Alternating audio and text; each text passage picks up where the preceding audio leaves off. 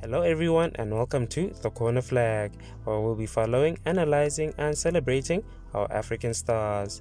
And in today's topic, we'll be talking about why Bafana Bafana and Banyana have been having such vast differences in their outcomes and performances. And we'll be talking about what Bafana can do to go ahead and improve themselves. Let's get into today's video. Okay, so we're going to get into the first reason why I think there is such a vast disparity between these guys' performances. So we've been celebrating the amount of money that Banyana have been given, right? And they did get quite a substantial amount of money. But apart from that, this is an event that happens very few and far in between. So we're happy for that reason. But if we're being honest, a lot of the Banyana girls didn't really get compensated quite as much. There's been situations where some of these girls were playing and they were in school at the same time, or they're playing and they're working at the same time. So it's not really like a full-time job as their male counterparts, right? So what that happens then is that the people who are working and striving to be female football players are people who have a lot of passion for it. And even if you're talking about like the sponsorship, the notable sponsor that Banyana had for the most part was Cecil. And apart from that, not really much in the way of like finances have been going as of late. But I mean, recently it's improved quite a bit. But for the most part, yeah, there hasn't really been a lot of like money that happens that these girls have been given, and a lot of cash injections that have happened. I mean, it's a recent thing, it's happening, and it's a good thing that it's picking up, but it's a relatively new thing, right? As opposed to where, if we look at men's football, for example, I mean, okay, if the men team lose, either way, they'll still get paid. You know what I mean? Win or lose, these people are getting paid. I'm not necessarily saying that they shouldn't, although I think maybe they shouldn't. But I understand the fact that, okay, if you're in a job, you have to get paid. But for your national team, I feel like that kind of diminishes the pride of you having to like work for this. I mean, they'll be sad about losing, but not as sad as us. I mean, if you're a supporter, you're going to go there and you're going to, if we lose, for example, you're going to go there and you're going to get brokenhearted.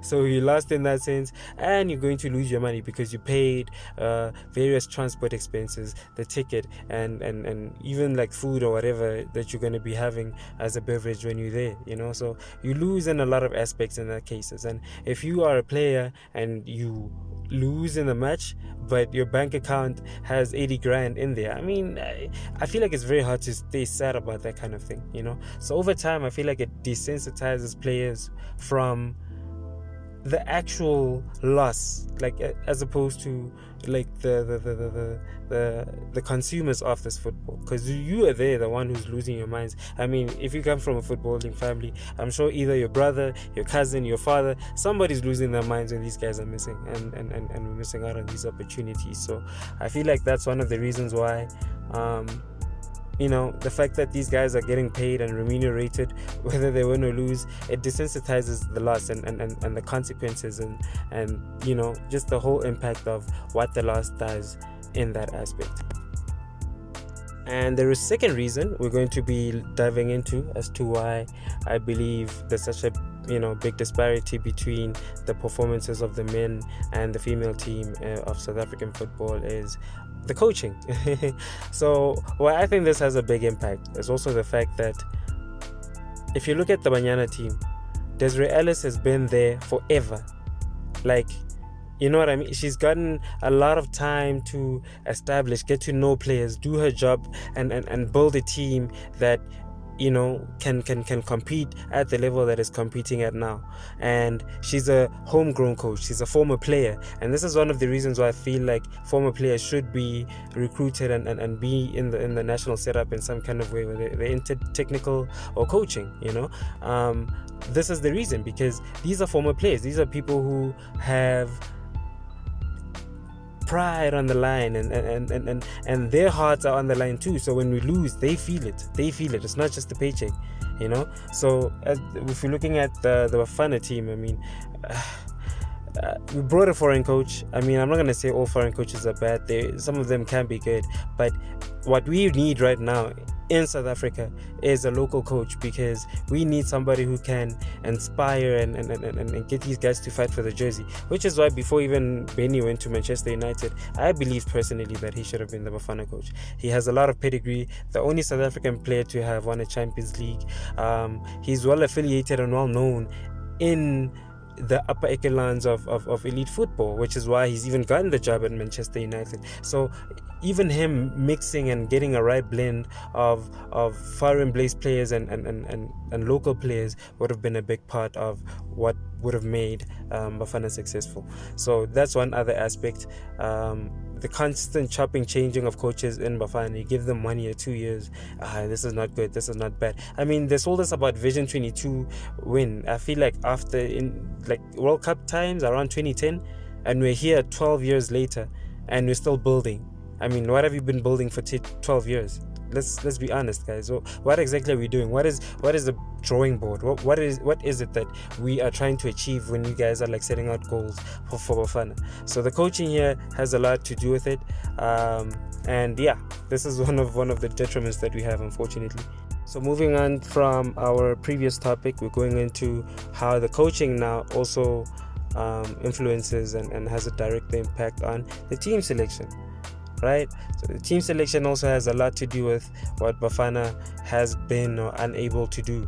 I mean, if we're also looking at, for example, the fact that we're looking at Pacey as a star player right now, and he is definitely is. But if we're looking at the fact that when Percy is not performing, it's like Bafana can't perform, and the fact that the coach pins everything on Percy. So if we're not winning, then Percy Tau did not do enough, and it's like he has to make Bafana succeed on his own, and that's unfair. Which is part of the reason why he's been having, like performances that have been not so great as of late, because the amount of pressure that you pin on this guy, even though there's 11 players on the field, and there's even people on the bench that are supposed to help this person. I mean, if you're looking at the Banyana team, for example, they just won the AFCON and they qualified to the World Cup, and in a crucial stage, at a crucial stage within the tournament, the star player Thembi Kgatlana gets injured. But in that situation, people like Jermaine Sepesenwe, Khadiete, Jermaine Motlalo, is it Jermaine? No, not Jermaine Motlalo did the most also. So I'm just naming a few players that stepped up and said, okay, cool, even though Thembi is not there, we're still going to represent, and we're going to do our hardest, and we're going to be the ones to carry it through and step up. So where are the Bafana players who are doing that are saying, okay, cool, Percy is not having a great game, so we need to be the ones now to step up and bring the country through and get the result, despite the fact that our best player is not on form right now.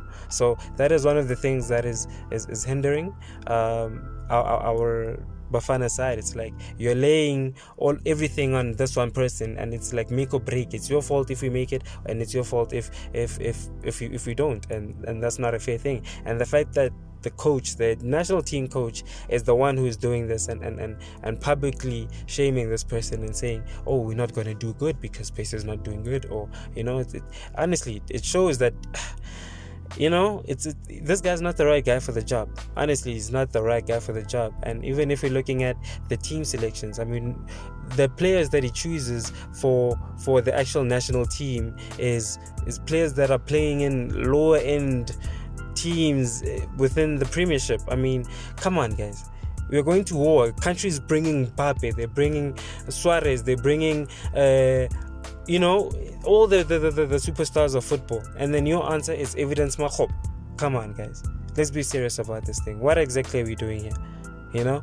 What is it that we're planning for? And I'm not saying that evidence is not good, but this is a boy who needs time to get polished and grow into a better player, and I feel like personally those are the type of players that you put in the Chan Championship, so the COSAFA. You don't give them that much pressure. You let them grow into the role of being whatever it is that we want them to do. But if we're going to war and something important is on the line, we have an AFCON qualifier on the line, we have a World Cup qualifier on the line, and then this guy and Ethan, come on, guys, come on. Come on. No, we can't do that, guys. Let's be serious. Like, how are we allowing this as South Africans? No. We can't stand for this type of thing. So that is one of the reasons why we are fumbling in this aspect as well. We're not bringing our best players. The fact that players like, for example, Dean Furman is a player that we found, okay, this guy spent most of his career in England. But then we decided one day, hey, come through, let's play for us. And he gave us our heart and soul, and he added a big dimension, even rising to the role of captain in an adopted country. But now there's plenty of players in England, Portugal, and all these countries who are there, but they're not being selected, and they could add that kind of dimension to Bafana, And the fact that some players are waiting until late. Tibang Pete, late. You're 27, 28. Only now you're getting your Bafana call-up. What? What are we talking about? And you've been playing in Portugal your whole career. What are we doing, guys? No, man. No. Last but not least, the most important aspect that is making Bafana fumble, whereas Banyana is rising, is the passion and that will to fight for that jersey. I mean, if you're looking at Banyana, they've had to overcome so much, and they've improved in such a short amount of time. The fact that they didn't have a lot of resources, they're not being remunerated to a point where a lot of the players can't even take up football as a professional career. But, like, season in, season out, we are there in AFCON. They're playing World Cups. They and they're trying to set their mark and be something amongst the world's best. And right now, you can even claim that Banyana's top 5 in the continent. You can't mention top 5 South African female football teams. You can't without mentioning Banyana. It's impossible. It's impossible at this point. Top 3 even, we would even put them there. So they have the will to fight for this thing, and you can even see the passion. They run their hearts out, and you can tell that they really want to win. And yes, credit to them with the team selection. They've been doing an amazing job. These girls are very technically good, but apart from that, above and beyond, they have the will and the heart to fight to the last degree and overcome challenges where important players are being injured, but you're going to go on and give your hardest anyway, and there's so many things that are against you, playing in a hostile country, but you still go there, and then you give your performance that is worthy, So I think a lot should be said about this type of topic. And yeah, congratulations to Banyana, and I think Bafana has a lot to learn from them. I think the fact that these boys they have everything. They basically have everything. If you're talking about resources, South Africa has some of the best resources in terms of league and facilities and things like that, as opposed to some of these other countries. But we're not opposing them, and we're not performing to the best of our ability. And it's a high time we address the reasons why. Ever since 2010, I mean, it was supposed to be a time when now but where are we? Come on, guys, let's be serious. But if I'm talking about things that we need to improve now while we're on this topic, the things that we need to improve as South African football would be the fact that we need to get a local coach, a really good local coach, someone who understands our football, and someone who has an international pedigree. For me personally, because we do need our boys who are playing overseas. I understand that we're talking about the fact that we don't have players who are playing in elite leagues in the world. Why does Banyana have people like Jermaine Superseno, who was playing for Braga in Portugal? Why do they have Jane, who's playing for AC Milan? Kgatlana was playing for Atletico Madrid. I mean, if you're talking about Kgatlana, she probably has, in our generation right now, she has the highest profile career of any player. I mean, started off, played in Australia, went to America, played in China, went all the way to Europe, started off in Portugal, and then went to Spain. So she's well traveled, very, very experienced, this lady. There isn't a player right now, even a male player, that we can talk about who has such an illustrious career. She even won African Female Footballer of the Year, the same time as Mohamed Salah. So why is it that an under-resourced team can afford to have players in such big teams? Well, the answer is very simple, because everybody's working together. You take these girls who are very, very talented, you give them a stage to perform, they sell themselves. Big teams, wherever they are in America, well, I mean, for female football, it'd be around China, Australia, America, and Europe. Those are the regions where it's thriving. So they go to these leagues, and then they become better, and then when they come back as better players, and then they're able to help Banyana grow. So the same formula should be implemented on the male football side of the team. You know, we take in players who play in Vela, MDC, these, and I'm not saying these boys are not good, but if at a national level, ideally what you want to do is mix in your top European players with the cream of the crop that the local league has to offer. Cream of the crop. Cream. I mean, and even then, we're not talking that many players. We're talking about maybe 3-4 at the most. But then your elite players overseas must be the ones who are establishing and carrying the team forward, because they're not going to get starstruck when they're playing against Messi, when they play against them week in, week out. We won't have situations where people want to take selfies with this player because, oh my God, I've only seen you on the PlayStation. Come on, guys. No. So this is where we need the players and the national team to work together. You take players right now like Ethan Chislett, who's 22 years old. He plays in England, you give him the stage, he performs, and then a bigger team comes knocking. He goes there, becomes a better player, and then when he comes back, then he's a better quality player for the team. It's very, very simple. It's as simple as maths. So the things that we did with the problems that we have made with Abo Pacey going out late, Keegan Dali, Zungu, all of these things need to stop. But all is not lost. We do have quite a few great young players overseas right now, so all we need to do is nurture them, put them in the under 23 squad, get them affiliated into our football, and then make them graduate into Bafana Bafana. Yeah, and I'm done ranting. That's our video for today. If you are new to our channel, please do drop that subscribe button, the like button as well, and stay tuned for more videos. Until next time, I'll catch you again. I'm your scout, and this will be our next video in the corner flag.